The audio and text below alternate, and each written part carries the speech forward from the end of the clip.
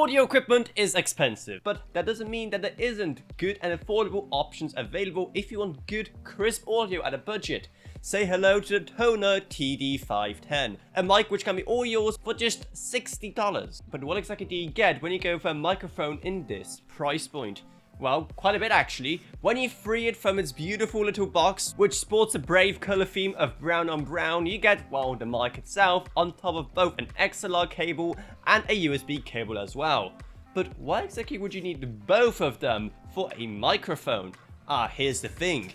This is not only an XLR mic, but it's also a USB mic, and you can run it with either connection. That in itself makes this thing so versatile. If you don't have an audio interface handy, then just run USB instead, and honestly, you wouldn't be missing out on too much when it comes to quality. The mic itself, even without its pop filter, does look pretty nice, and does feature some pretty good specs. Now, it is a cardioid pattern microphone, which does have pretty promising specs, though of course, the biggest indicator, as always, is the response frequency. Here, it goes from 50 Hz to 14 kHz. Which sure isn't the most in the world if you compare it to kind of gold standard of consumer high-end microphones such as the AT2020. It does definitely lose out. I mean, that thing has a 20 to 20,000 Hz response rate. However, for anyone who isn't an audiophile, this will do just fine, and most people, especially with the rates of online video and audio compression, probably won't be able to tell the difference. But what about the actual quality itself then?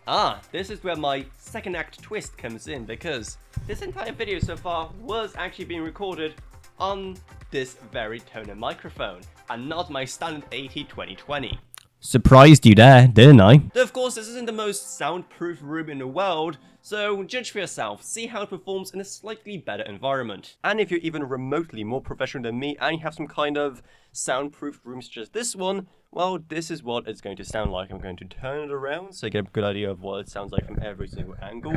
You can kind of hear it more up close like this, get a bit more further away like this. Yeah, pretty much the only noise here is coming from my MacBook Pro, which is so slow, just recording this audio is making the fan spin up. And here's what it sounds like, but this time over USB instead. So once again, I'm going to try a couple of different angles, just so you get an idea of what it sounds like, a bit further away, a bit closer as well.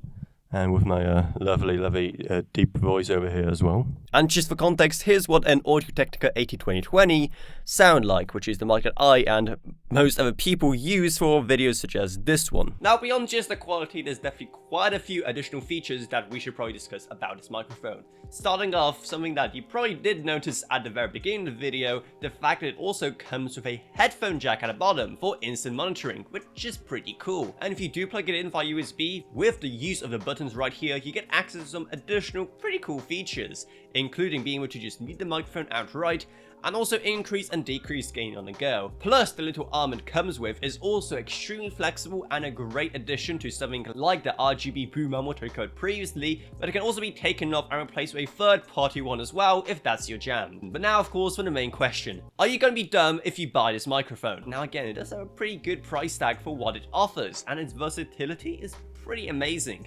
However, when it comes to pure quality, I mean, even if your budget is at least a bit flexible, and if you can just save up a bit more for something like an AT2020, then your experience could be much better. But then again, not everyone has that kind of money, nor everyone even is able to hear that kind of tiny difference in audio quality.